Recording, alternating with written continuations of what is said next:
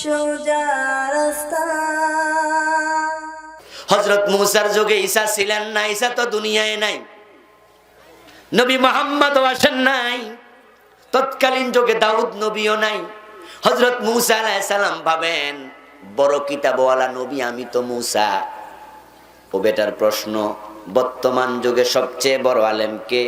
হযরত মূসা আলাইহিস সালাম তাই ভাবলেন কিতাব সবচেয়ে বড়টা বর্তমান যুগের আমার কাছে আছে, তাই সবচেয়ে বড় আলেম আর কে?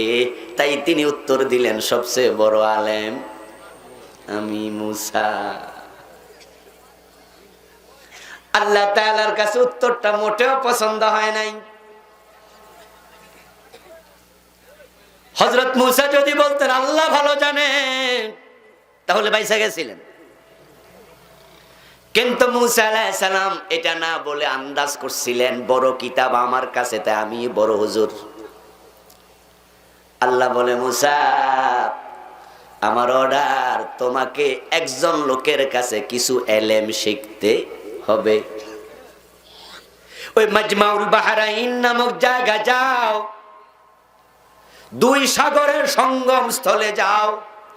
ওখানে গেলে একজন ব্যক্তিকে দেখতে পাবে, তার কাছে গিয়ে আবেদন করবে আমি আপনার কাছে এলেম শিখতে আদিষ্ট, আপনি আমারে কিছু এলেম শিখান। তবে যাওয়ার সময় সাথে করে একটা মাছ ভালো করে তেলে ভাজি কইরা নিবা। সাগরের পাড় দিয়ে চলতে চলতে হঠাৎ করে দেখবা ওই মরা মাছ, ভাজি ভুনা মাছ জীবিত হইয়া সাগরের পানিতে লাফ দিয়া পড়বে। যেই জায়গায় লাফ মাইরা পড়বে ওখানেই তুমি ওই লোকটার সন্ধান পাবে। মূসা আলাইহিস সালাম সাথে ওনার একজন সহযোগী নিলেন। সাগরের পাড় দিয়া চলছে চলছে চলছে, এক পর্যায়ে তিনি চলতে চলতে কিছুটা ক্লান্ত হয়ে গেলেন। তিনি তার খাদেমরে বললেন এত পথ চললাম, এতটা ক্লান্তি অনুভব হলো না, কিন্তু এখন ক্লান্তি লাগছে। আচ্ছা মাছটার খবর দেখো তো, ব্যাগের মাঝে তো মাছটা আছে। ও বেটা হাত দিয়া দেখে মাছ নাই। মনে পড়ে গেছে হুজুর মাছ তো ওই অমুক জায়গাতে লাফ দিয়া পড়ছে, আমনেরে কইতে আমার মনে নাই। আমার শয়তানে বুলাইয়া দিছে। মূসা আলাইহিস সালাম বলে জায়গাটা চিনবানি? কহে হুজুর চিনবো, ফিরে চলেন। দুইজনে মিলে আবার উল্টা পথে চলছে। অনেক দূর যাওয়ার পরে খাদেম বলে হুজুর ওই যে দেখা যায় মাছটা যে লাফ দিয়ে পড়ছে এখনো তার চিহ্ন পাওয়া যায়। ওই যে দেখা যায় ভাজি মাছ পড়ছে, তেল ভাসতেছে। মূসা আলাইহিস সালাম এবার জায়গাটা খুঁজছে, এখানে সেখানে দিকে তাকায়। হঠাৎ করে দেখে আল্লাহর বান্দা সেখানে বসে আছে। মূসা নবী বুঝছে আল্লাহ আমার উনার কাছে পাঠাইছে। উনার নাম হযরতে খাদির আলাইহিস সালাম। উনার কাছ থেকে সঙ্গ নিয়া কিছু এলেম নিতে আল্লাহ আমারে অর্ডার করছে, আপনি আমারে আপনার ক্লাসে ভর্তি করেন, আমি ছাত্র হইয়া কিছু শিখতে চাই। হযরত খিজির আলাইহিস সালাম বলেন তোমার মতো ছাত্র আমি আমার ক্লাসে ভর্তি করি না।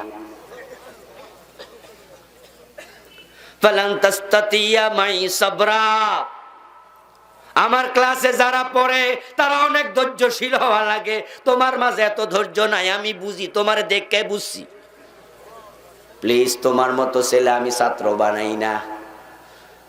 মূসা নবী কয় প্লিজ আমার একটু জায়গা দেন, আমার আল্লাহ কইছে একটু ভর্তির সুযোগ দেন, আমারে কিছু এলেম দেন, আমি ধৈর্য ধরবো, আমি ধৈর্য ধরবো।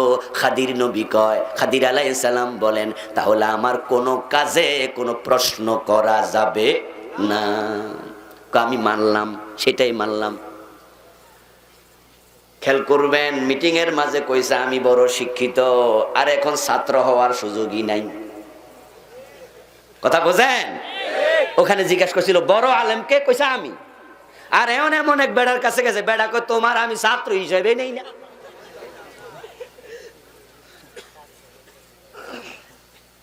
আল্লাহ তাআলা বুঝাইয়া দিলেন নিজকে বড় মনে করা যাবে না। আমার বন্ধু মুসা আলাইহিস সালাম ছাত্র হয়েছিলেন, লম্বা হিস্ট্রি, সেটা আমার আলোচ্য বিষয় নয়, তাই সেদিকে আর গেলাম না। আপনি নিজকে যত বড় পণ্ডিত মনে করেন না কেন, আপনি জানতেই হবে, বুঝতেই হবে আপনার সে বড় পণ্ডিত আছে। ঢাকা ইউনিভার্সিটি ফিজিক্সের কোন প্রফেসর, উনি মোস্ট সিনিয়র। ইউনিভার্সিটিগুলার সিস্টেম আপনারা অনেকে জানেন, অধিকাংশ ভার্সিটির সিস্টেম হলো ক্লাসে ফার্স্ট ক্লাস ফার্স্ট যে হয়, পরবর্তীতে শেষে বিশ্ববিদ্যালয়ের শিক্ষক হয়। অধিকাংশই হলো ইউনিভার্সিটির ফার্স্ট ক্লাস ফার্স্ট, বাহিরের থেকে আসে, তবে সংখ্যায় খুব কম। এখন যিনি সবার সিনিয়র, ফিজিক্সের, কেমিস্ট্রির, ইতিহাস, বায়োলজির যেটারে হোক না কেন, যিনি সবার সিনিয়র, এর মানে হলো যত জুনিয়র আছে প্রায় সবটি উনার ছাত্র। এখন সবচেয়ে মোস্ট সিনিয়র, সবচেয়ে সিনিয়র যিনি, উনি যদি কোনো বই লেখে, ওই বইতে উনি লিখে দেয় আমার বইতে কোনো ভুল নাই, ভুলের সম্ভাবনাও নাই। উনাকে যদি স্যার ভূমিকাতে লিখে দেন, উনি কব কেমনে লেখি, ঢাকা ইউনিভার্সিটিতে আমি পণ্ডিত সবার চেয়ে বেশি, কিন্তু কেমব্রিজ ইউনিভার্সিটিতে এই সাবজেক্টে এর চেয়ে বড় পণ্ডিত আছে। অক্সফোর্ডে আরো বড় পণ্ডিত আছে, হার্ভার্ডে আরো বড় পণ্ডিত আছে।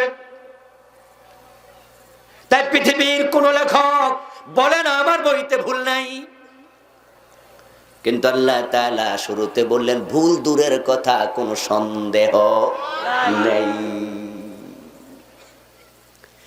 এক্সেলেন্স করার পরে 1400 বছর চলে গেল, আজ পর্যন্ত কোরআনে কোনো ভুল কেউ বের করতে পারে নাই, কোনো অসঙ্গতি নাই, কোনো কমপ্লিট নাই, দ্বন্দ্ব নাই।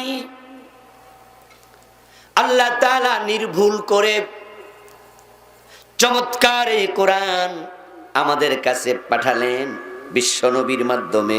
আল্লাহ তাআলার একটা উদ্দেশ্য আছে না না? কোরআন তিনি কেন পাঠালেন সেটাই জানতে হবে। আজকে না জানার কারণে এই কোরআন পৃথিবীর সবচেয়ে মাজলুম কিতাবের নাম। এটার গুরুত্ব না বুঝার কারণে আজকের কলেজে কোরআন নাই, হাই স্কুলে কোরআন নাই, বিশ্ববিদ্যালয়ে কোরআন নাই, মেডিকেলে কোরআন নাই, ইঞ্জিনিয়ারিং এ কোরআন নাই। আমাদের হাজার হাজার এমএ পাস দেখে দেখো কোরআন পড়তে পারে না।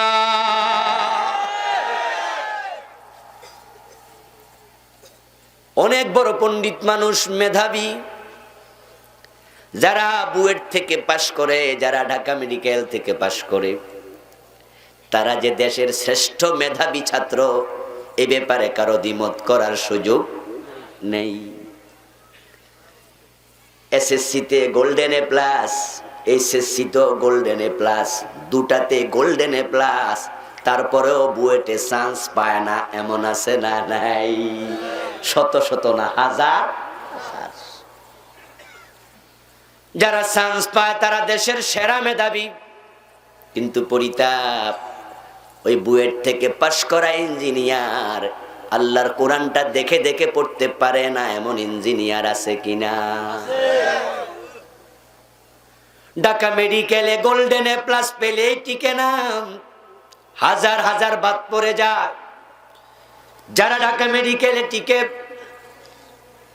স্যার সলিমুল্লাহ মেডিকেলে টিকে, তারা দেশের সেরা মেধাবী, তা নিয়ে আমাদের কোনো দ্বিমত নাই।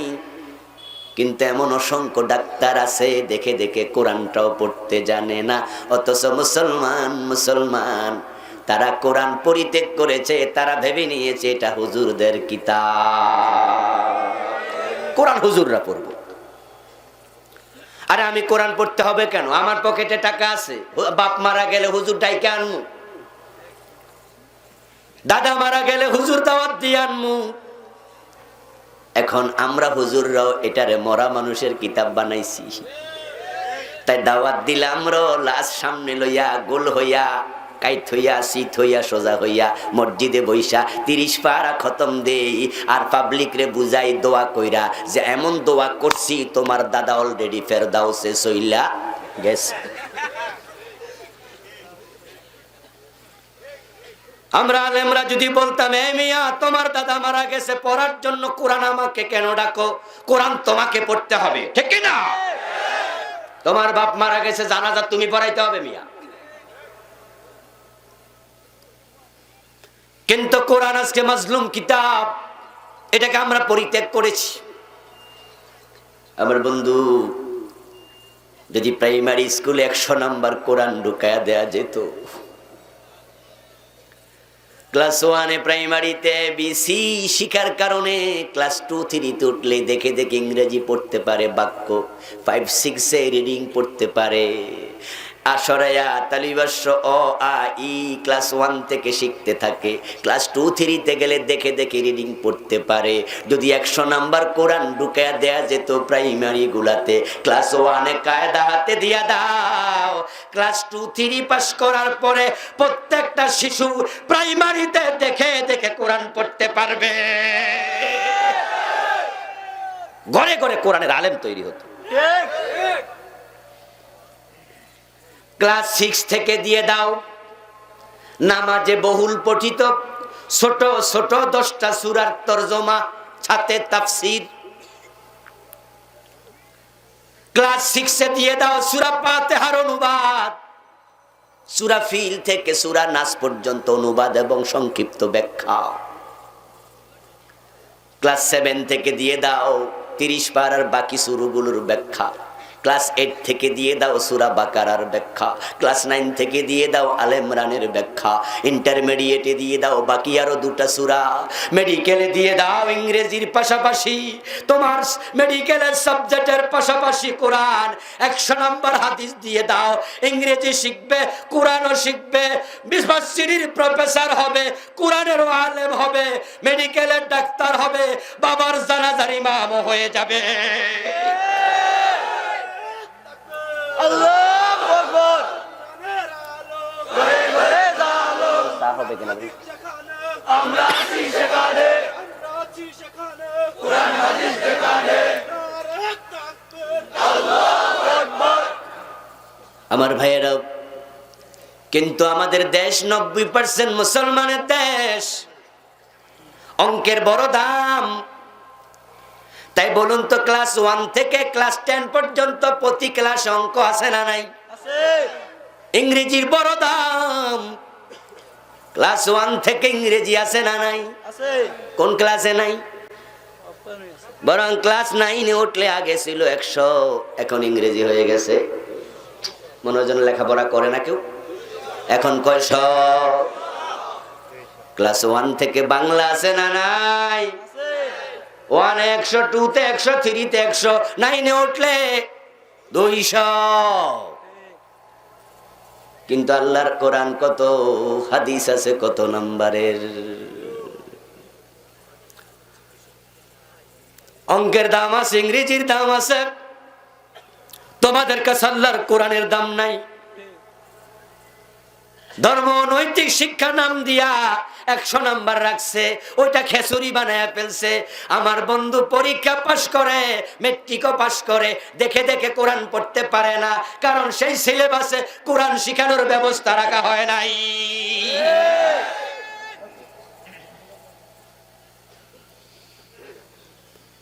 তোমরা কোরআন ছেড়েছ, দুঃখ বড় পরিতাপ। মুসলমান যদি কোরআন ছাড়ে, হিন্দু বৌদ্ধের দোষ দিবা কেন? রাসূলুল্লাহ সাল্লাল্লাহু আলাইহি ওয়াসাল্লাম কিয়ামতের দিন সুপারিশ করবে উম্মতের জন্য। এই ওয়াজ শুনে নাই এমন শ্রোতা এখানে একজনও নাই। আমরা যারা আছি আমরা সবাই ওয়াজ করেছি, আপনারা শুনেছেন। আলেম ওলামারা যোগের পর যোগ বলেছে রাসূল হবেন সুপারিশকারী। রাসূল সুপারিশ করব উম্মতের জন্য, এমন একটা আয়াত কোরআনে নাই। কিন্তু কিছু উম্মতের বিরুদ্ধে রাসূল আল্লাহ তাআলা দরবারে মামলা করবেন, এমন আয়াত আল্লাহর কোরআনে আছে। রাসূল সুপারিশ করবেন, ইজমালি ভাবে সুপারিশের কথা কোরআনে আছে। আর শাফাআতু হাক্কুন, শাফাআত সত্য, কিন্তু নবী মুহাম্মদ সুপারিশ করবে এমন আয়াত নাই। আয়াতটা এরকম, মান যাল্লাযী ইয়াশফাউ ইনদাহু ইল্লা বিইযনি। আয়াতটা এরকম, ওয়ালা ইয়াশফাউনা ইল্লা লিমান ইরতাদা। সুপারিশ আছে, কিন্তু নবী মুহাম্মদ আপনার জন্য করবে এরকম আয়াত নাই। হাদিসে আছে শাফাআতি লিআহলি কাবাইরি মিন উম্মতি, কিন্তু কোরআনে আছে নবী আপনার বিরুদ্ধে মামলা করবে। ওয়াকালার রাসূলু ইয়া রাব্বি ইন্না কওমি ইত্তাখাযু হাযাল কুরআনা মাহজুরা। আল্লাহ বলেন হাসরের মাঠে নবী বলবে, আল্লাহ আমার জাতির লোকেরা এই মানুষগুলো আমার কোরআনকে পরিত্যাগ করেছে। যে কোরআন তাদের কাছে নিয়েছিলাম তারা কোরআন বাদ দিছে, সিলেবাসে ঢুকায় নাই, অথচ ঢুকানোর ক্ষমতা তাদের আছে না নাই? কত নতুন নতুন সাবজেক্ট সিলেবাসে ঢুকতেছে, এই সাবজেক্টগুলোর নাম আমরা আগে শুনিও নাই। এখন বর্তমান স্কুল কলেজে কম্পিউটারের উপরে সাবজেক্ট আছে না নাই? আপনাকে কথা বলতে হবে, আছে না নাই? আমার বয়সী যারা আছেন আপনাদের সময় সিলেবাসে কম্পিউটার ছিল, এখন নতুন ঢুকছে, এখন নতুন সাবজেক্ট ঢুকছে, ওইটার নাম হলো কি জানি, শারীরিক শিক্ষা। আছে না নাই? আছে না? আমার বয়সীরা বলুন তো, আমাদের বয়সে সাবজেক্ট ছিল? এইভাবে আরো কত সাবজেক্ট। আমি একজন শিক্ষক, তবে পড়াই আমি আলেম ফাজেল কামেলে, তাই নিচের সব সাবজেক্ট কইতে পারতাম না। যে কয়টা শুনছি ওই কয়টা কইছি, আরো কিছু আছে আমি জানি না। 14-15টা এখন সাবজেক্ট। নতুন করে কম্পিউটার ঢুকাইতে পারলা, শারীরিক শিক্ষা ঢুকাইতে পারলা, এটা সেটা ঢুকাইতে পারলা, তোমরা বুঝি আল্লাহর কোরআন ঢুকাইতে পারো না। আল্লাহর কাছে জবাব তোমাদের দিতে হবে।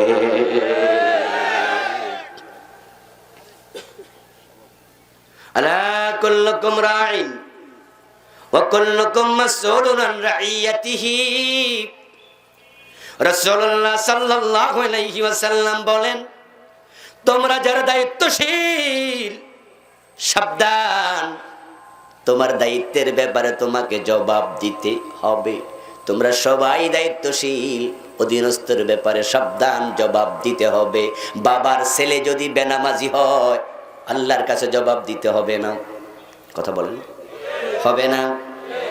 বাবার ছেলে যদি চোর হয়, ডাকাত হয়, মদখোর হয়, আল্লাহ কি ধরবে না? বাবা দায়িত্বশীল, বাবা ছেলের জন্য যেমন নেতা, রাষ্ট্রের তোমরা তারা নেতা। তোমরা যারা রাষ্ট্র চালাও, সমাজ চালাও, আল্লাহকে ভয় করো, আল্লাহকে ভয় করো।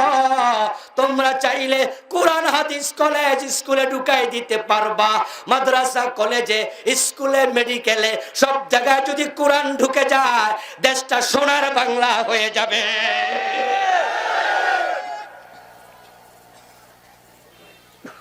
বঙ্গবন্ধু সোনার বাংলার স্বপ্ন দেখে দেশটাকে স্বাধীন করেছেন। ও বন্ধু, পাকিস্তানি হানাদার বাহিনী থেকে এই দেশটাকে আলাদা করা কম সাহসিকতার ব্যাপার নয়। একটু ভাবুন তো, পাকিস্তানিরা আমাদের উপর জুলুম করছিল, ওই সময় সাহস করে দাঁড়াইছে বঙ্গবন্ধু, সাথে অন্যরা দাঁড়াইছে। যদি দেশটা স্বাধীন না হতো, বঙ্গবন্ধু কি মাপ পাইতো? রাষ্ট্রদ্রোহ মামলার আসামি হইয়া ফাঁসিতে ঝুলা লাগতো। ওই হানাদাররা ওনাকে ক্ষমা করত না। কিন্তু স্বাধীন হওয়াতে তিনি প্রেসিডেন্ট, কি সাহস করে স্বাধীনতার জন্য মাথা তুলছে, কি শখ ছিল। উনি বলছে আমি সোনার বাংলা বানাতে চাই। কিন্তু পরিতাপ, কিছুদিন পরে তিনি আক্ষেপ করে বললেন, মানুষ পায় স্বর্ণের খনি, আমি পাইছি সোরের খনি।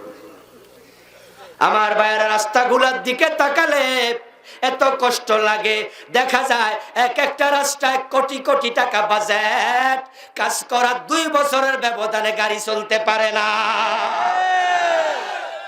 চামড়া উঠে যাচ্ছে। কারণ যাদের হাতে কন্ট্রাক্ট দেওয়া হয় তারা বাজেটের অর্ধেকও কাজে লাগায় না। তাকওয়া নাই, কি নাই? আল্লাহর ভয় কলিজায় নাই। ও বন্ধু, আমরা কি দেখি? মেডিকেল পাস করে ডাক্তার হয়, তারা সেরা মেধাবী, কিন্তু হাসপাতালগুলো খুলে তারা ডাকাত হয়। ডাকাত, ডাকাতের হাতে ছুরি আছে, ডাক্তারদের হাতেও ছুরি আছে না নাই?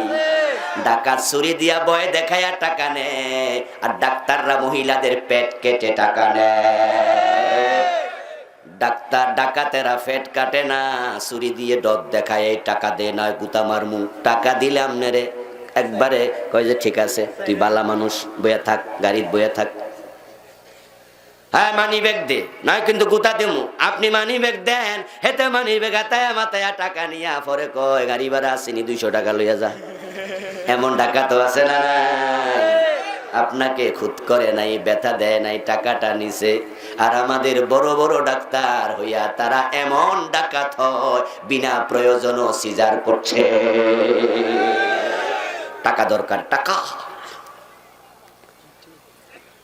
আপনি যে গরিব রিক্সাওয়ালা, তারা এটা বোঝে না।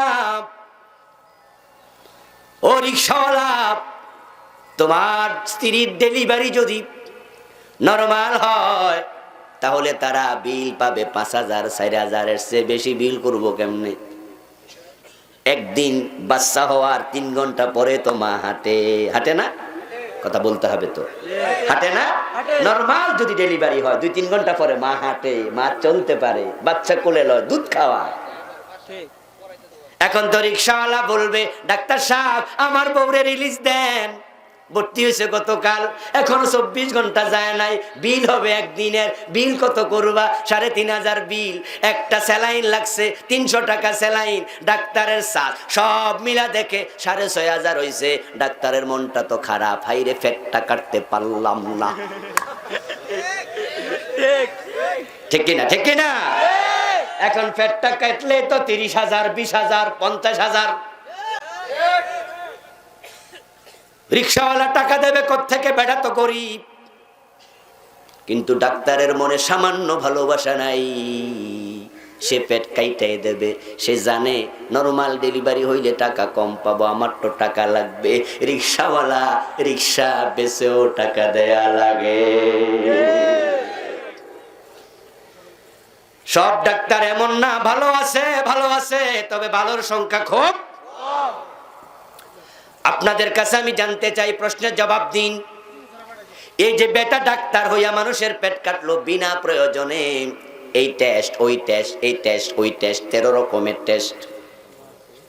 আবার সুন্দর করে লেখা দেয় অমুক ডায়াগনস্টিক সেন্টার থেকে করে আনবেন, অন্য জায়গায় না। এর মানে হলো ওখানে পার্সেন্টেজ খাবে, এখানেও নেহানো নিব, চারিদিকে শুধু খাই। এর একটা মাত্র কারণ, তাদের কলবের মাঝে আল্লাহর ভয় নাই। সবচেয়ে বড় শিক্ষিত ইঞ্জিনিয়ার, মেধাবী, ও বন্ধু আমার, কারো শখ ডাক্তার, কারো শখ ইঞ্জিনিয়ার হওয়ার। তবে ইঞ্জিনিয়ারিং লেখাপড়া এখনো মেডিকেলের চেয়ে বেশি প্রাধান্য পায়। সবচেয়ে মেধাবীরা ইঞ্জিনিয়ার হয়, কিন্তু আমাদের দেশে এখন BUET, suit, RUET, KUET, duet, engineering বিশ্ববিদ্যালয় অনেক হয়েছে। আগে শুধু একটা ছিল, বাকি সব ডিপ্লোমা। এখন ইঞ্জিনিয়ারিং বিশ্ববিদ্যালয়ের অভাব নাই, ইঞ্জিনিয়ারের অভাব নাই। বড় বড় ইঞ্জিনিয়ার তৈরি হচ্ছে, কিন্তু ওনারা এখন রড দেয় না, ওনারা বাঁশ দেয়। কি দেয়? বাঁশ দিচ্ছে। ও ভাইরা, রাস্তা বানায়, ব্রিজ বানায়, কালভার্ট বানায়, সেখানে ইঞ্জিনিয়ারের হাত আছে না নাই? কন্ট্রাক্টর রাস্তা বানাবে, তার রাস্তার বিল যদি সরকার থেকে নিতে হয়, ইঞ্জিনিয়ারের সিগনেচার নিশ্চয়ই লাগবে। এখন রাস্তায় কংক্রিট দিছে কিনা, ফিন্স দিছে কিনা, বালি দিছে কিনা, ইট দিছে কিনা, সুরকি দিছে কিনা, যা দেয়া উচিত ঠিকঠাক মতো দিল না, সিগনেচারও করব না, বিলও তুমি পাইবা না, ঠেলার নাম বাবাজি। 1 কোটি টাকা বিল আটকা পড়ে আছে, ইঞ্জিনিয়ার সিগনেচার করে না, তুমি 2 নাম্বার বানাইছো। এই রাস্তা তো 5 বছর টেকসই হওয়ার কথা, তুমি যেমনে দিছো 6 মাসও থাকবে না, চামড়া উঠে যাবে, আমি সাইন করব না। এমন ধাক্কা যদি কন্ট্রাক্টররা খাইতে থাকতো, পরের বারে এই কামার করতো না।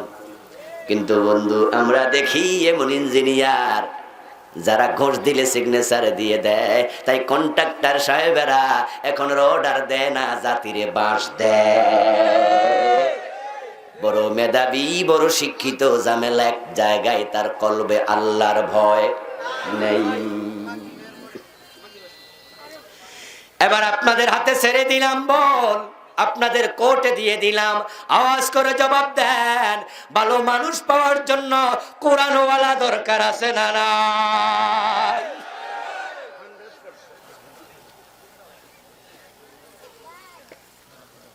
অনেকের লেখার হাত আছে, লিখবেন, যাদের বলার হাত আছে বলবেন।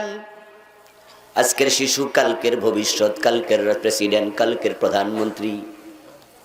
আমার ভাই ভালো করে শুনুন, কান খুলে শুনুন, ভালো মানুষ কেন পান না?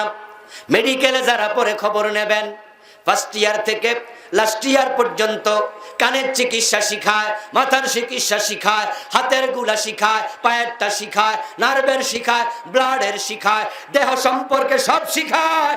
দেহের রোগ হলে কেমনে ভালো করা লাগে মেডিকেলে সাবজেক্ট আছে, কিন্তু কলবের রোগ শয়তানে যদি ধরে, ভালো করার একমাত্র সাবজেক্ট কোরআন। মেডিকেলে সিলেবাসে কোরআন নাই।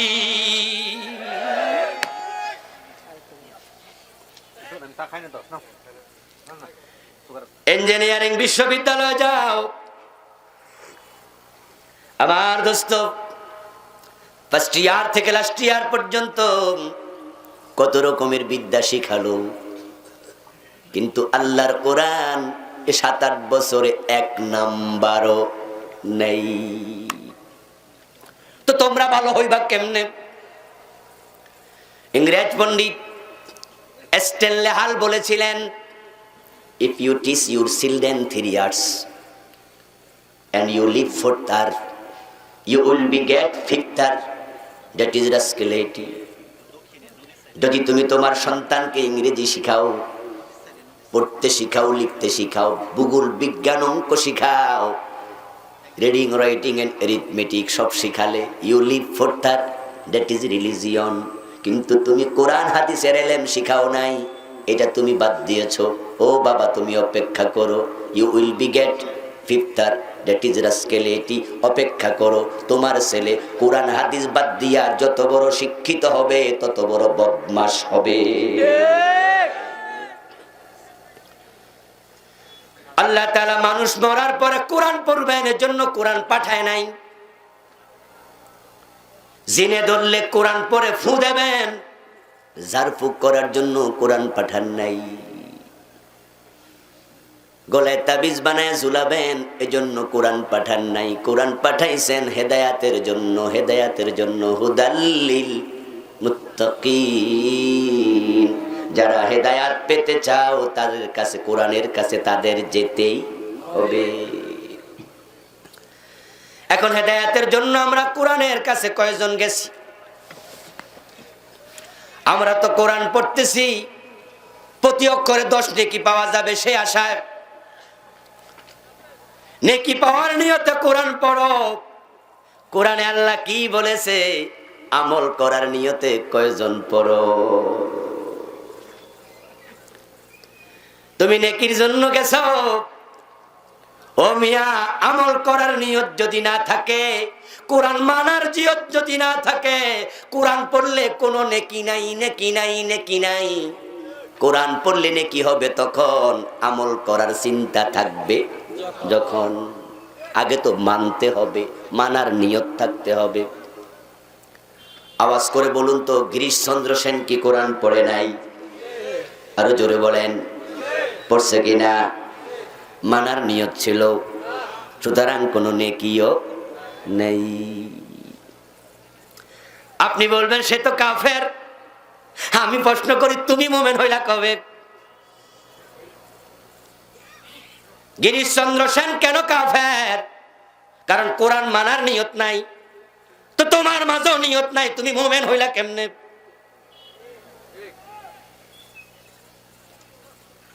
الذين آتيناهم الكتاب يتلونه حق تلاوته أولئك يؤمنون به। কোরআন যারা পড়বে হক আদায় করে পড়া লাগবে। হক আদায় করার মানে হলো কোরআন বুঝতে হবে, কোরআন জীবনে মানতেও হবে। রমজান মাস আসলে খতমের ঠেলাঠেলি, কি বড় মোত্তাকি হুজুর, আমার বউ দিছে এক খতম, আমি দিছি এক খতম, ফুতের বউ এক খতম, ফুতে দিছে এক খতম, হুজুর দোয়া কইরা দেন। আমাদের ঘরে মোট 10 খতম। তেলাওয়াতের জন্য আল্লাহ কোরআন পাঠান নাই। কিতাবুন আনজালনাহু ইলাইকা লিতুখরিজান নাসা মিনাজ যুলুমাতি ইলান নূর। কোরআন আসছে অন্ধকার থেকে আলোর পথ দেখানোর জন্য।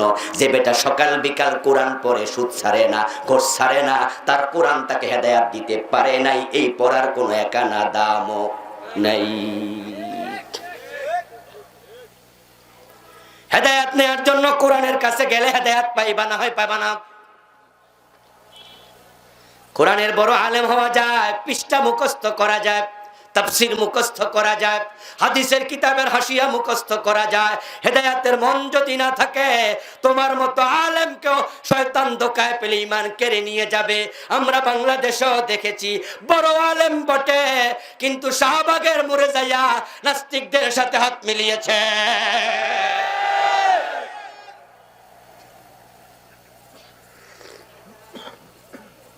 কদিন আগে দেখছেন টেলিভিশনে, জিয়াউল হাসান নামে একজন হুজুর, সে বলতেছে কাবা শরীফ নাকি ভাস্কর্য। এগুলো তো আলেম, এগুলো আরো কত রকমের আলেম খুঁজে পাওয়া যায় দেশে। হেদায়াত বড় দামি জিনিস রে ভাই, অনেক বড় দামি জিনিস। হেদায়াত পেতে হলে কোরআনের কাছে যাও। মাহফিলে এসেছো, হুজুরের চেহারা কেমন, কণ্ঠ কেমন, ভালো লাগলে শুনবো, না লাগলে চলে যাব।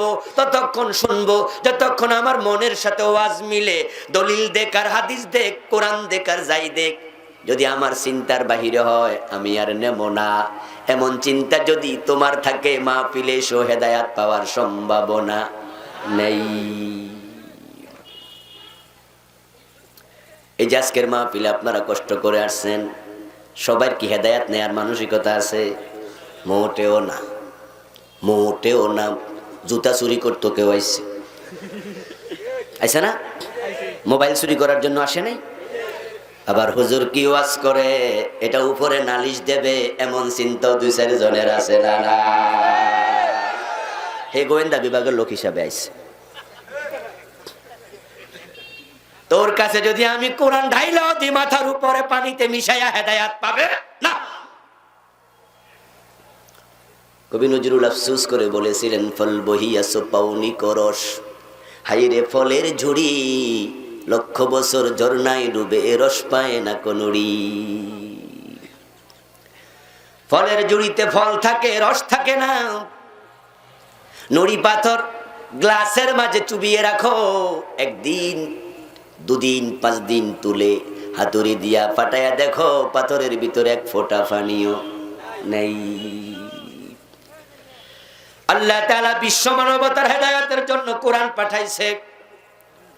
এখন আপনাদের কাছে আমার এই প্রসঙ্গ, আজকে কথা শেষ হবে, পরের প্রসঙ্গ গিয়ে কিছুক্ষণ বলে শেষ করব। আমাদের সকলের হেদায়েত পেতে হলে আল্লাহর কোরআনের কাছে যাওয়া দরকার আছে না নাই? তাই সবাই যেতে হবে, সবাই যাবেন। কিন্তু কোরআনের গিলাপ বাঁধা তাকের মাঝে কোরআন ময়লা পড়ে গেছে, আজকে 3 মাস ধরা হয় না। ও বন্ধু, হেদায়েতের জন্য মানুষ এখন কোরআনের কাছে যেতে চায় না, তারা পীর সাহেবের বাড়ির দিকে পাগল হয়ে দৌড়ায়। হেদায়েতের জন্য কোরআনের কাছে যায় না, কোরআন তো তার ঘরেই আছে। সে যায় মতিঝিলে বাবে রহমতে, সে যায় মাইজবান্ডা, ঠিক না? ফটিক সরি চলে যায় হেদায়েত নেওয়ার জন্য। ঘরে কোরআন আছে, খবরই নাই। মুসলমান রাসূলুল্লাহ সাল্লাল্লাহু আলাইহি ওয়াসাল্লাম 1,14,000 সাহাবীর সম্মুখে বিদায় হজের ভাষণ দিলেন। সেখানে তিনি বললেন, তারাকতু ফিকুম আমরাইন লান তাদিল্লু মা তামাসসাকতুম বিহিমা কিতাবাল্লাহি ওয়া সুন্নতি। দুটি জিনিস রেখে গেলাম, আঁকড়ায়া ধরো, কখনো পথ হারা হবে না, পথ হারা হবে না। লান তাদিল্লু, কখনো পথ হারা হবে না। একটা হলো কোরআন, আর একটা হলো আমার সুন্নাহ হাদিস। হেদায়েতের উপরে টিকে থাকতে হলে দুটা আঁকড়ায়া ধরতেই হবে। এই জন্য আপনি কোরআন শিখুন। যারা কোরআন পারেন না, আজকে সিদ্ধান্ত নিয়ে বাড়ি যাবেন। একটি কথার জবাব দেন তো, যদি আপনি দেখে দেখে কোরআন পড়তে না পারেন, আপনি কোরআন ধারণকারী না বর্জনকারী? কথা বলেন না, কইবেন না? কোরআন যদি পড়তে না পারেন, ধারণকারী না বর্জনকারী? কোরআন আল্লাহ কি বলেছে আপনি বোঝেন না, বুঝার দায়িত্ব আপনার আছে না নাই? আল্লাহর পক্ষ থেকে চিঠি, আল্লাহ একটা চিঠি পাঠাইছে। আপনার ছেলে যদি বিদেশ থাকে, বিদেশ থেকে ইংরেজিতে লিখে চিঠি পাঠায়, তাহলে আপনি ওই চিঠিটা দেখে দেখে বানান করে পড়ে খুশি, নাকি অর্থ বুঝতে চাইবেন? যতক্ষণ বুঝে আসবে না ততক্ষণ শান্তি নাই। নিজে বুঝে না, বাতিজার কাছে যাইব, ওরে বাতিজা তুই তো প্রাইমারি স্কুলের শিক্ষক, ছেলে কি লিখছে একটু বুঝাতো। যদি আপনার বাতিজা দেখে কয় চাচা আমিও তো বুঝি না, চেহারাটা লাল করে কবেন তুমি আলু পড়ছো।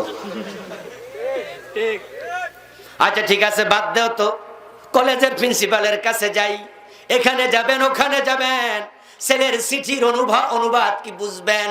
ছেলের চিঠির এত দাম, আল্লাহর পাঠানো চিঠির মূল্য দেয়া দরকার আছে না নাই?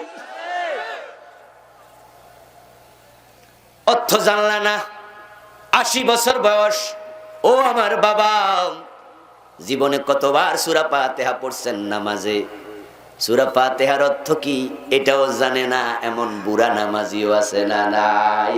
জীবনটা চলে গেল, একটা সূরার অর্থ জানলো না। সে কি কোরআন ধারণকারী না বর্জনকারী?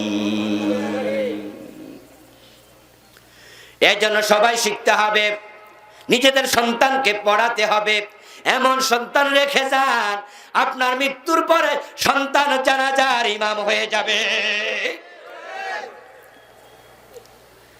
এরপর আল্লাহ তাআলা এবার বলছেন, আল্লাযীনা ইয়ুকিমুনাস সালাত, যারা মুমিন হবে তারা গায়বে বিশ্বাসকারী হইয়া নামাজ কায়েমকারী হবে, নামাজ কায়েমকারী হবে।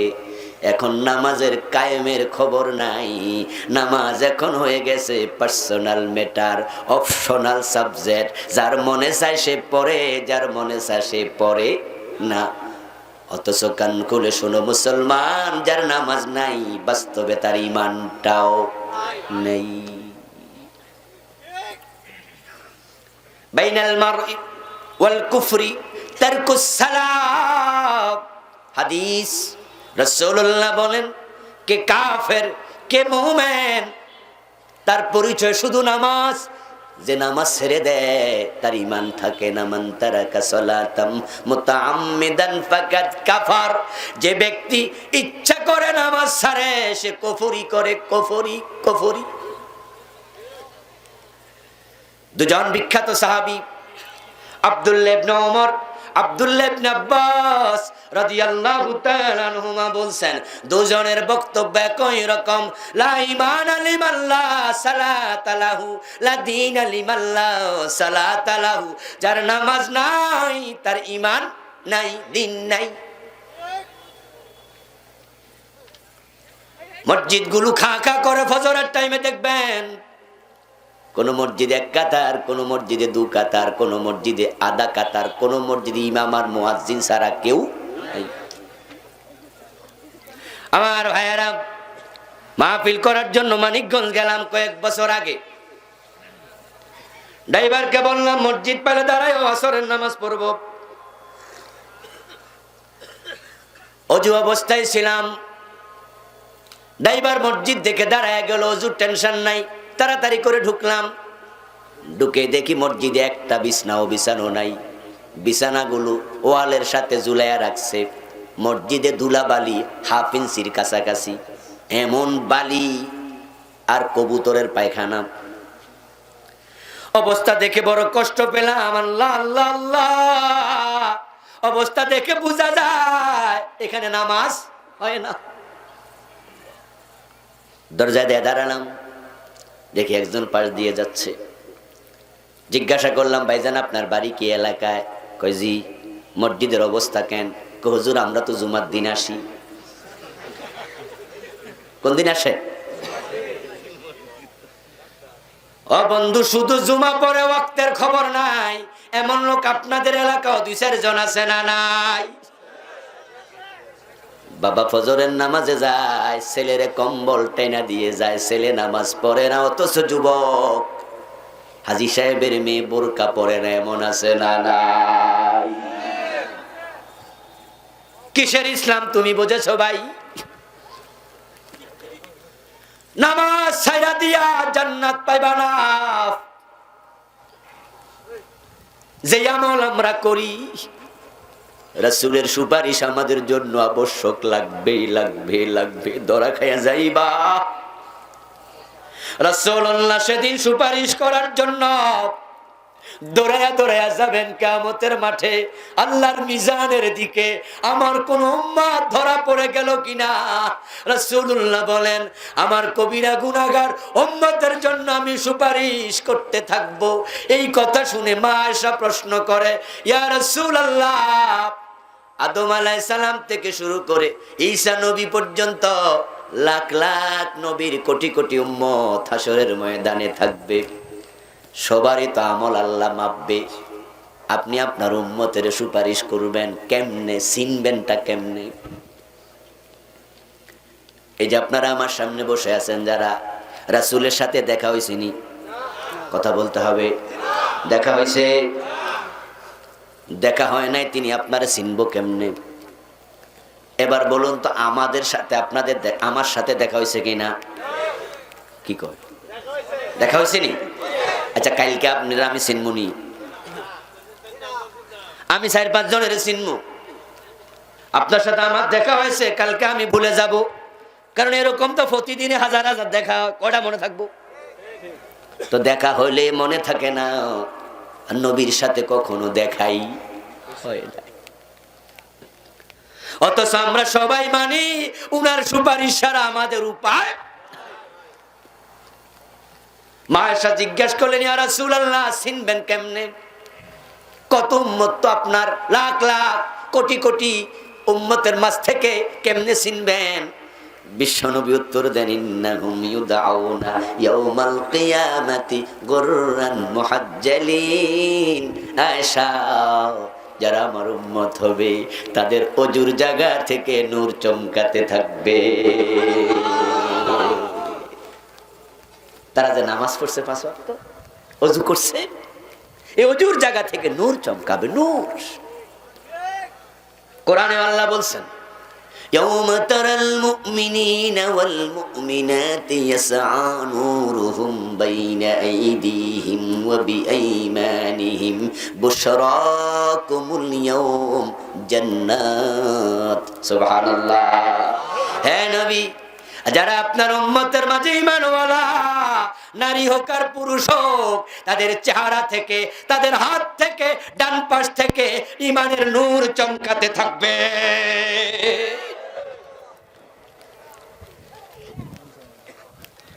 ও বন্ধু, নামাজ ছাড়বেন না, নামাজ ছাড়লে মুমিন হওয়া যায় না। প্রখ্যাত একজন তাবী, উনার নাম আব্দুল্লাহ, বাবার নাম শাকিক, গোত্রের নাম কাইলি। আব্দুল্লাহ ইবনে শাকীক আল-উকাইলি বলেন, ইন্না সাহাবা রাসূলিল্লাহি সাল্লাল্লাহু আলাইহি ওয়াসাল্লাম লা ইয়ারাউনা শাইআম মিনাল আমাল তারকাহু কুফরা গায়রাস সালাহ। আব্দুল্লাহ ইবনে শাকীক আল-উকাইলি বলেন, বিশ্বনবীর সাহাবারা কোন কর্মের কারণে কোন মানুষকে কাফের মনে করতেন না, কাফের বলতেন না, কুফরির ফতোয়া দিতেন না। গায়রাস সালাহ, নামাজ ব্যতীত, নামাজ ব্যতীত। যে নামাজ ছেড়ে দিত সাহাবারা তাকে আর মুমিন মনে করতেন না। চুরি করেছে, হাত কেটে দাও। কয়দিন পরে মারা গেছে, জানাজার নামাজ পড়াও। সে কবিরা গুনাহগার, জানাজা পড়াও। মদ পান করেছে, 80 বেত লাগাও। মরে গেছে, জানাজা পড়াও। কিন্তু নামাজ ছেড়ে দিয়েছে, জানাজা পড়াইও না। কিসের জানাজা? দিনের মাঝে নামাজ অনেক গুরুত্বপূর্ণ। দেহের মাঝে মাথা যেমন, দিনের মাঝে নামাজ তেমন। যে দেহের সাথে মাথা নাই, ওই দেহ যেমন চিনা যায় না, কার বডি বোঝা যায় না। যার দিনের মাঝে নামাজ নাই, তার ঈমানটাও চিনা যাবে না। রাসূল সে যে উম্মত তা বুঝবেনি না। এজন্যই তো বন্ধু লক্ষ্য করুন দ্বীনের বিধানের দিকে। নামাজ আপনার জীবন থেকে আলাদা হবে না, হবে না, হবে না, কোনোভাবেই না। রোজা আলাদা হতে পারে। রোজার মাসে আপনি অসুস্থ, ইসলাম বলবে সুস্থ হইলে রাইখো, আপাতত ভাত খাও, 13 বেলা খাও, সারা দিন খাও। সুযোগ আছে না? পরে কাজা কইরো। আপনার বাবা খুব বুড়া মানুষ, রোজা রাখতে পারে না। বৃদ্ধ হওয়ার কারণে যৌবন আর ফিরে আসবে না। বয়স 90 পার হয়ে গেছে, ক্ষুধায় অস্থির। ইসলাম বলে বুড়া তোমার রোজা লাগবে না। প্রতি রোজার বিনিময়ে ফকিরকে 2 বেলা খাবার দিয়ে দাও। যাকাত গরিব মানুষ, ইসলাম কই দিতে হবে না, উল্টা তুমি খাও। গরিবের হজ ফরজ না, হজ করা লাগবে না, তুমি গরিব। কিন্তু নামাজ, তুমি যে অসুস্থ হও, যেমনে হও, যাই হও, খাড়াইতে পারো না বসে পড়ো, বসতে পারো না শুইয়া পড়ো, কখনো মাপ নেই। এমন অসুস্থ লড়তেও পারেন না, বিধান হলো আপনার আপনজনেরা নামাজের সময় হলে আপনাকে ওযু করাইয়া দেবে। ওযু করতে পারেন না, তারা গামছা ভিজাইয়া ওই ভিজা গামছা দিয়া ওযুর অঙ্গগুলো মুছে দেবে। আপনাকে তারপরে পশ্চিমমুখী করে শোয়াইয়া বলবে, ইশারা দিয়ে হলো নামাজ পড়তে হবে। এমন অ্যাক্সিডেন্ট করেছেন, পুরা বডি ব্যান্ডেজ দিয়া এমন ভাবে ডাক্তার বাঁধছে, ওযু করার কোনো সুযোগ নাই। ওযু নাই, নামাজ মাপ মোটেও নয়। তুমি তায়াম্মুম করে তোমাকে নামাজ পড়তেই হবে। নামাজ তোমার জীবন থেকে আলাদা হবে না। ও ভাই আমার, টেকনাফে গিয়ে লঞ্চে উঠছেন, যাবেন আপনি সেন্ট মার্টিন। আধা পথে যাওয়ার পরে দেখবেন চারিদিকে বঙ্গোপসাগরের পানি ছাড়া আর কিছু দেখা যায় না। আল্লাহ না করুন যদি সেখানে লঞ্চটা ডুবে যায়, তাহলে আমরা সবাই বাঁচার জন্য সাঁতার দেব, ঠিক না? যারা সাঁতার আমরা পারি, আমরা পাঞ্জাবি টাঞ্জাবি খুলে হইলেও সাঁতরানো শুরু করব। জীবন মৃত্যুর সন্ধিক্ষণে আপনি সাঁতার কাটছেন, বাঁচবেন কিনা জানেন না। তীরের সন্ধান করে আপনি বঙ্গোপসাগরের আরো বেশি ভিতরে ঢুকতেছেন কিনা সেটাও তো জানেন না। তীর হইল এদিকে, আপনি যাচ্ছেন ওইদিকে, তাহলে তো আরো ভিতরে গেলেন। এট দ্য টাইম দেখতে পেলেন সূর্য অস্তমিত, আসর পড়া হয় নাই, হুঁশ আপনার আছে। শরীয়তের বিধান হলো হুঁশ যদি থাকে তোমাকে নামাজ পড়তে হবে। সাঁতার কাটতে কাটতে ইশারায় হলো আসর পড়তে হবে, তখনও মাফ নাই। এই হলো নামাজ। আজকে দুপুর বেলা একটা মাহফিল করছিলাম পাশে, সেখানে কিছু শ্রোতা এখানে আজকে আসেন। এই নামাজ নিয়ে আজকে চলছে ঝগড়া, অথচ নামাজ ছিল ঐক্যের সূত্র, ঐক্যের বন্ধন, ঐক্যের সূতিকাগার। নামাজ হচ্ছে ঐক্যের মহামিলন, ঠিক কিনা? হাইয়া আলাস সালাত, হাইয়া আলাস সালাত, নামাজে আসো। মুয়াজ্জিন বলতে দেরি, আমরা যে যেখানে আছি পাগল হইয়া দৌড় মারি। ইযা নুদিয়া লিস-সালাহ মিন ইয়াউমিল জুমুআতি ফাসআউ ইলা যিকরিল্লাহি ওয়া দারুল বাই। আযান হয়ে গেছে, বেচা কেনা বন্ধ, অফিস আদালত বন্ধ, তোমরা সবাই মসজিদের দিকে দৌড়াও, মসজিদের দিকে দৌড়াও। নবী মুহাম্মদুর রাসূলুল্লাহ সাল্লাল্লাহু আলাইহি ওয়াসাল্লাম বলেন, যারা আযানের পরে মসজিদে আসে না, আমার মন চায় তাদের বাড়ি ঘরগুলোতে আগুন লাগাইয়া। আলহামদুলিল্লাহ আমরা দৌড়ালাম মসজিদের দিকে। মসজিদে যাওয়ার পরে এবার ইমামের পিছনে দাঁড়াও, কাঁধে কাঁধ মিলাইয়া দাঁড়াও, পায়ে পা মিলাইয়া দাঁড়াও, কাতার সোজা করে দাঁড়াও। ঐক্যের শিক্ষা। ইমাম আল্লাহু আকবার বলে, তুমি আল্লাহু আকবার বলো। ইমাম সামি আল্লাহু লিমান হামিদা বলে, তুমি মাথা তুলে দাঁড়ায়া যাও, ঠিক কি না? একসাথে দিনে 5 বার, দিনে 5 বার তোমাকে ঐক্যের শিক্ষা দেয়া হচ্ছে। নামাজ তোমাকে বলে ওয়াতাসিমু বিহাবলিল্লাহি জামিয়া, ঐক্যবদ্ধ হইয়া আল্লাহর বিধানকে আঁকড়ায়া ধরো, আল্লাহর কোরআনকে আঁকড়ায়া ধরো। যে নামাজ ঐক্যের শিক্ষা দেয়, আজকে আলেমরা ওই নামাজ নিয়ে এমন ভাবে ফতুয়া দিচ্ছে, শুধু ঐক্যই নষ্ট হয় না, মসজিদও আলাদা হচ্ছে।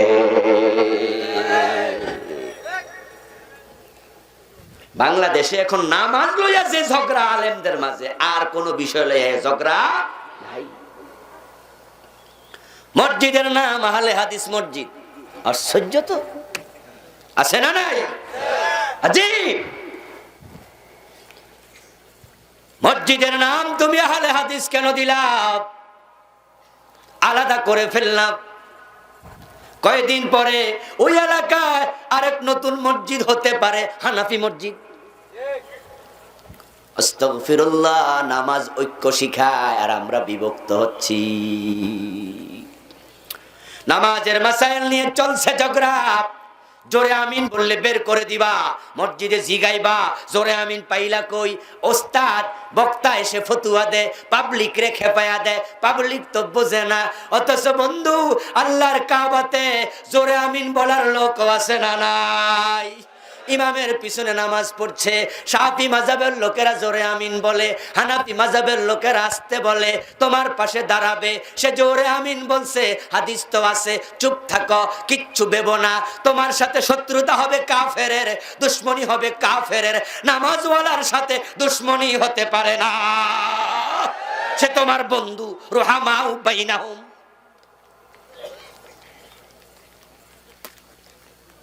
সে তো নামাজওয়ালা। যদি সে ভুল আমলও করে যেটা হাদিসে নাই, তাহলে তোমার উচিত তাকে ভালোবেসে সতর্ক করা, তাকে আদর করা, যত্ন করা। হাইরে আমার এই যুবকটা টুপি ছাড়া নামাজ পড়ে, টুপি ছাড়া। কিছু পোলাপান দেখবেন মসজিদে চলে আসছে, এখন আপনি টুপি ছাড়া দেখা চোখ বড় করে কোন কি হয়েছে, আপনি তার সাথে চোখ রাঙ্গায়া কথা বলছেন, সে তো নামাজি। অথচ রাস্তায় দাঁড়াইয়া সিগারেট টানে, নামাজেও আসে নাই, তার সাথে চোখ রাঙ্গায় না। কথা ছিল এর সাথে না চোখ রাঙ্গাবে, বরং যে টুপি ছাড়া আসছে, আপনি তাকে নামাজের পরে মুসাফা করে বুকের সাথে বুকটা লাগাইয়া মহানাকা করে পিঠের মাঝে হাত দিয়া, বয়স যদি বেশি হয় বাবা, ভাতিজা, চাচা বলে আবার সুন্দর করে যদি বলেন, তুমি নামাজে আসছো, তোমারে দেখে আমার মনটা ভরে গেছে, নামাজি যুবক, যদি টুপিটাও মাথায় দিতা তোমারে আরো সুন্দর লাগতো। এইভাবে না সংশোধন করবেন। বলা বান মসজিদে আসছে, দুষ্টামি করছে, হাসাহাসি করছে, বয়স কত? 5 বছর, 7 বছর, 8 বছর, 9 বছর। বাবা সাথে নিয়ে আসছে, নামাজের প্রশিক্ষণ দাও। 7 বছর বয়স যখন হয়, বাবা সাথে আনছে, পাশেও দাঁড় করাইছে। বাবা আল্লাহু আকবার বলে নিয়ত বাজছে, পিচ্চিটা পাশ থেকে দৌড় মাইরা পিছনে চলে গেছে। পাশের বাড়ির আরেক পিচ্চি হেতের লগে গল্প শুরু করছে, আছে না? দৌড় মারে ফুরুত ফুরুত করে এদিকে ওদিকে দুষ্টামি করতেছে। আর আপনি তো নামাজের ভিতরে ফুলতাছেন, আপনি তো রাগে ফুলতাছেন যে নামাজটা আসি রে বাচ্চা গেলি। নামাজ সাইরা দিয়া সালাম ফিরাইয়া প্রতিক্রিয়া শুরু। কার ফুলাফান? আস্তাগফিরুল্লাহ, আস্তাগফিরুল্লাহ। ও বন্ধু, আপনার নামাজে বিঘ্ন ঘটাইছে, এটাকে আমরা স্বাগত জানাই না। বাচ্চারা দুষ্টুমি করলে তাকেও তো আপনি ভালোবেসে সতর্ক করতে পারেন। আপনি পকেটে করে চকলেট নিয়ে যান, ওই দুষ্ট বাচ্চার হাতে আপনি চকলেট ধরাইয়া বলবেন, আগামী দিন যদি মসজিদে আসো, কথা না বললে চকলেট 2টা দিমু। ঠিক না? তুমি যদি কথা না কও, দুষ্টামি না করো, তোমার 3টা চকলেট দেবো। বাচ্চা খুশি হয়ে যাবে এবং এরা প্রতিযোগিতা করবো, এই তুই কথা কবি আমার লগে, আমি কিন্তু কমু না, 3টা চকলেট খাবো। এটা হওয়া দরকার ছিল, ঠিক না? আমরা তো কই এই বলা, এমন জোরে ধমক মারে আজরাইলের ছোট ভাইয়ের মতো। ও বাচ্চা তো এমন ভাবে চমকে ওঠে, ধমক খাইয়া চোখের পানি চলে আসে। পরের দিন বাপে কয় মসজিদে চল, কয় আব্বা এই মসজিদে জিন্দিগি তো যাবো না। কি করলেন এটা? কি করলেন আপনি এটা? বিশ্বনবীর সুন্নাহ কি? রাসূল সাল্লাল্লাহু আলাইহি ওয়াসাল্লাম সিজদায় যখন যেতেন, হাসান হুসাইন রাদিয়াল্লাহু তাআলা আনহুমা দুইজন বিশ্বনবীর পিঠের মাঝে গোড়ার মতো সওয়ার হতেন। হযরত জয়নব রাদিয়াল্লাহু তাআলা আনহার মেয়ে উমামা রাদিয়াল্লাহু তাআলা আনহাকে বিশ্বনবী কোলে তুলে নামাজ পড়তেন, কোলে তুলে কাঁধের মাঝে রেখে নামাজ পড়তেন। রুকুতে যখন যেতেন আস্তে করে নামাইয়া দিতেন, সেজদা থেকে ওঠার সময় আবার তিনি কোলে তুলে নিতেন। বিশ্বনবীর কাঁধে ওঠে, বিশ্বনবীর কোলে ওঠে, আর তুমি কোলেও নেও না, কাঁধেও নেও না, হে পিছনে যায় কথা কইছে তাই চোখ ঘুরাইছো। তোমার কারণে মসজিদে নামাজি তৈরি হবে না। যেই মসজিদ গুলোতে ছোট বাচ্চারা যায় না, ওই মসজিদের ব্যাপারে আক্ষেপ করো, আফসোস করো, ভবিষ্যতে নামাজি কমে যাবে।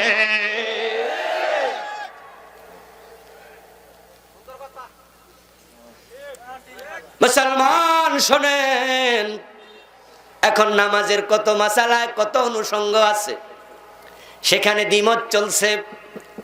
ইমামের পিছনে কেরাত পড়া যাবে কিনা? একদল আলেম বলছেন যাবে, আর একদল বলছে যাবে না। কেউ বলেছে নাবির নিচে হাত বাঁধো, কেউ বলেছে নাবির উপরে বাঁধো। আলেমদের ইখতিলাফ, এটা নতুন না পুরাতন? কথা বলতে হবে তো, নতুন না পুরাতন? ইমাম আবু হানিফা বলছে ইমামের পিছনে কেরাত পড়ো না। ওনার জন্ম ছিল 80 হিজরিতে, বিশ্বনবীর ইন্তেকালের কত বছর পরে? 70 বছর পরে। রাসূল ইন্তেকাল করছেন 11 হিজরিতে।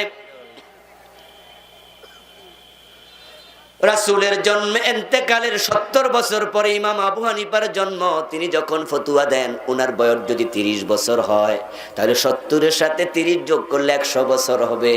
এর মানে হলো এই ফতোয়াটা আজ থেকে 1300 বছর আগের।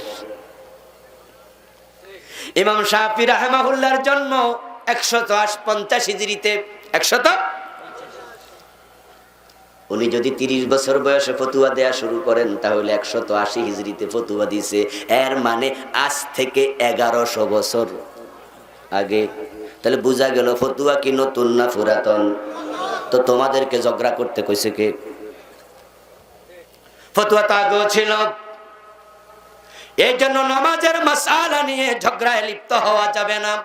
আমি বড় কষ্ট পেয়েছি বর্তমান দ্বিধা বিভক্তি দেখি আলেমেরা মসজিদ নিয়ে ঝগড়া করছে, মিম্বরে ঝগড়া করতেছে, হুজুররা নামাজ লইয়া লেগে গেছে, মসজিদ আলাদা হয়ে গেছে। ভাবলাম উম্মতের কি হবে, তাই 1-2 বছর চেষ্টা করে ঐক্যের জন্য একটি কিতাব লিখেছি, হাদিসের বৈচিত্র্যে পূর্ণাঙ্গ নামাজ। তারাবির নামাজ 8 রাকাত না 20 রাকাত ঝগড়া চলছে, অথচ মক্কা মদিনায় ঝগড়া নেই। বিতিরের নামাজ 1 রাকাত না 3 রাকাত, প্রায় জায়গায় দেখি 1 রাকাতের পক্ষে স্লিপ লেখে, হুজুর বিতির 1 রাকাত পড়লে কি হবে? আমি বলি হবে, তবে 7 রাকাতের হাদিস আছে, ওই প্রশ্ন কই? তুমি নিচেরটা গেছো কেন? বিতির 1 রাকাতের হাদিস আছে, 3 রাকাতের হাদিস আছে, 5 রাকাতের হাদিস আছে, সবগুলো আমি ডকুমেন্ট করে করে এনেছি। কোন কিতাব, কত নম্বর হাদিস, মুদাল্লাল। কিন্তু কত চালাক, 1 রাকাত নিয়ে ব্যস্ত আছে। রাসূলুল্লাহ বলছেন, হ্যাঁ, ইযা ফাইদা খিফতাস সুবহা ফাসাল্লি রাকাতান, তুমি তাহাজ্জুদ পড়ছো, বিতির পড়ো নাই। রাসূলুল্লাহ বিতির পড়তেন তাহাজ্জুদ পড়ার পরে।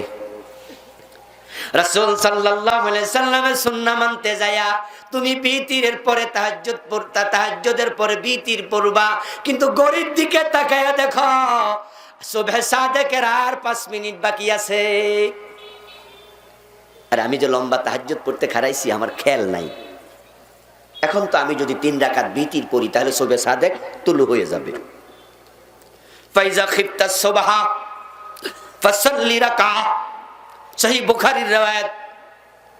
যখন তুমি দেখবা সুবহে সাদেক কাছে আইসা গেছে, 3 রাকাতের সময় নাই, 1 রাকাত পড়ো, তুমি তখন 1 রাকাত পড়িও দোস্ত, আমি মানা করব না, কিন্তু 5 রাকাতের হাদিস কোনোদিন তো জিজ্ঞাসা করলা না। তাহলে বোঝা গেল তুমি কমানোর তালে আছো। এখন না না, চোর বলা যাবে না, এটা আবার সীমালঙ্ঘন। 1 রাকাতের হাদিস আছে না নাই? তা আপনি চোর কইলেন, যেটা উল্টো হয়ে গেল না? আমি তো হেডা বন্ধ করার জন্য ওয়াজ করতেছি, আবার শুরু হয়ে গেল। না, আঘাত করা যাবে না, আঘাত করা যাবে না। আমরা সবাই হয়ে যাব ডাক্তার, ভালো ডাক্তার। রোগী যখন আসে, ওই রোগীকে ডাক্তার চিকিৎসা দেয়, রক্ত ঝরতেছে, ডাক্তার তখন তার ব্যান্ডেজ দিয়া চাপা ধইরা রক্ত বন্ধ করে সেলাই যখন করে, দেখবেন বন্ধু তখন ডাক্তার মনে মনে কয়, যদি এই টাইমে সেলাই দেই, অবশ না করে তার চিৎকারে তো থাকা যাবে না, খুব কষ্ট পাবে। তাই ডাক্তার লোকাল এনেস্থেসিয়া দেয়, লোকাল।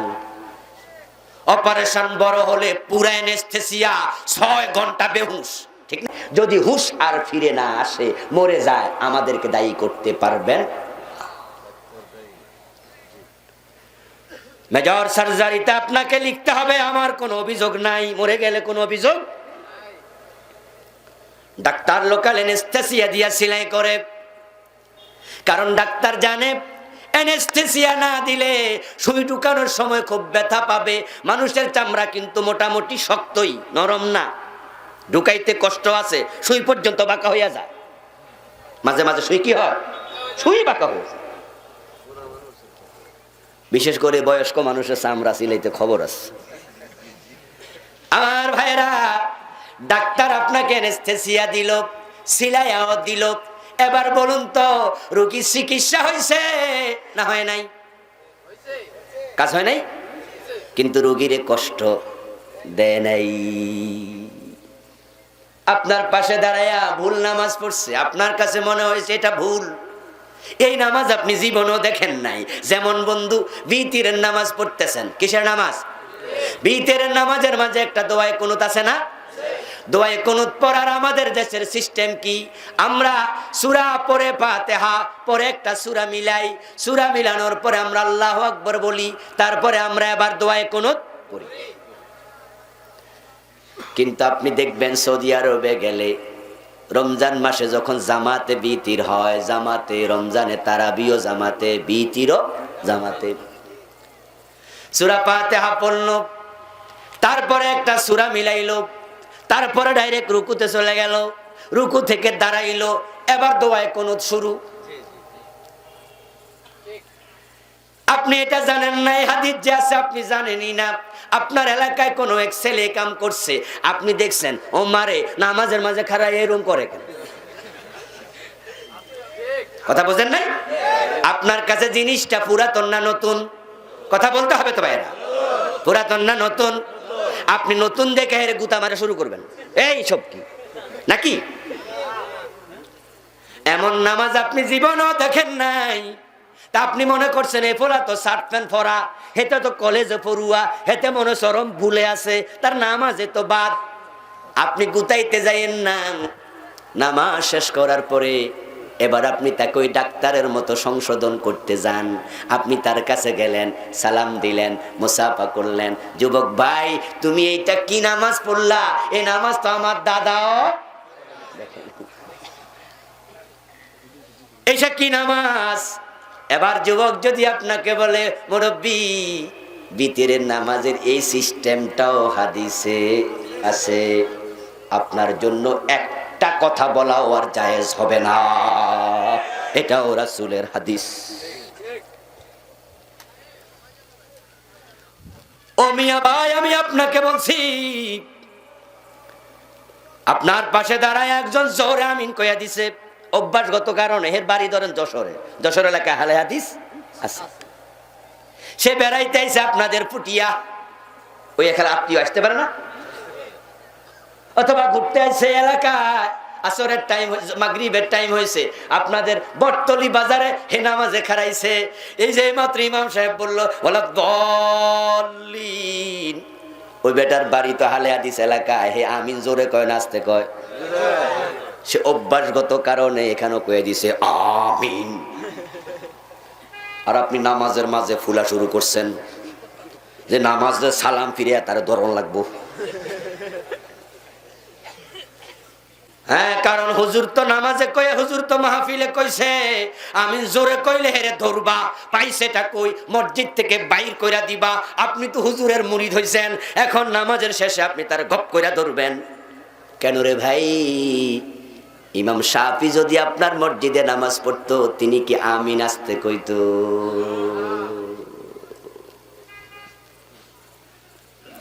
ইমাম শাফি তো জোরে আমিনের পক্ষের লোক। সুনানে আবু দাউদে জোরে আমিনের দুটা হাদিস আছে, দুটা হাদিস আমি নাম্বার সহ লিখছি, খুব উপকার হবে ইনশাআল্লাহ, ঝগড়া কমবে, জানবেন এটা রাসূলের হাদিস। ওই যুবকের আপনি বললেন আমিন, তুমি জোরে কইছো কেন? বাপ তোমার বাড়ি কই? বলে আমার বাড়ি যশোর। তো জোরে আমিন কইছো কেন? তখন সে বলল আমাদের এলাকায় এই হাদিসের উপরে আমল হয়, তাই আমিও কইয়া লাইছি। আপনি চোখ বড় করবেন না, বরং মুসাফা করে বিদায় দেবেন, কারণ রুহামা বাইনাহুম, মুমিন আপনার বন্ধু, তার সাথে দুশমনি করা যাবে না। আপনার মুমিন বন্ধু, নামাজি বন্ধু, সে আপনার ভাই, তাকে বুকে টানেন। কয় কি? কয় না না, জোরে আমিন কইলে আমাদের মনোযোগ নষ্ট হয়। তোমার মন এত ছোট কেন মিয়া? নষ্ট হবে? তুমি মানো না, আমিও মানি না। আমি ব্যক্তিগতভাবে জোরে আমিন বলি না, আমিও আস্তে আমিন বলি, কিন্তু আমার মন বড়। সে রাসূলের একটা হাদিস মানছে, আমি মানি নাই।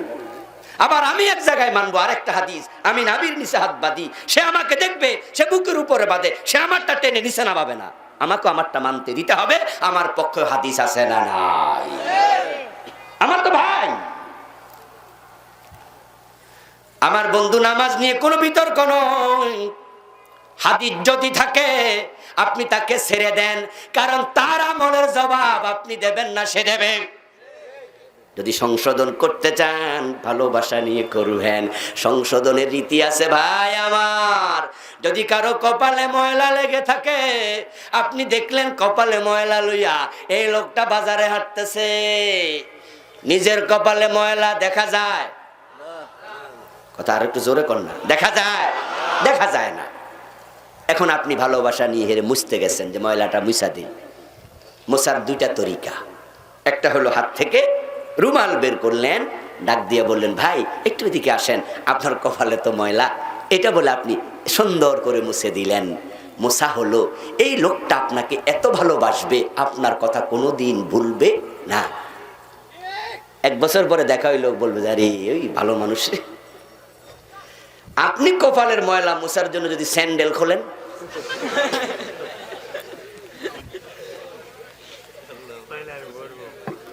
স্যান্ডেল দিকে মশা যাইব না? মশা তো যাইব নাকি? স্যান্ডেলের বিপরীত ফিট না, সামনেরটা দিয়া মশা যাইব না? স্যান্ডেলটা হাতি না, এখন যে ভাই এদিকে আইয়েন, উল্টা থাপ্পড় খাওয়ার সম্ভাবনা আছে না নেই? কেন আপনি স্যান্ডেল হাতে নিলেন? আপনি মুছতে গেলে আপনার উচিত ছিল হাত রুমাল দেয়া, তাহলে ভালোবাসাটা বেড়ে যেত, ভুলটাও সংশোধন হতো। আমরা কেন এমন হব না? এজন্য বিনীত আরজ থাকবে, আমরা কোরআনের কাছে যাই, ঐক্যবদ্ধভাবে যাই, সবাই মিলে কোরআনকে আঁকড়িয়ে ধরতে চাই। আল্লাহ তৌফিক দিন, সবাই বলেন আমিন। হাযা মা ইনদি ওয়াল ইলমু ইনদাল্লাহ আলাইহি তাওয়াক্কালতু ওয়া ইলাইহি উনীব। আমরা দোয়া করি।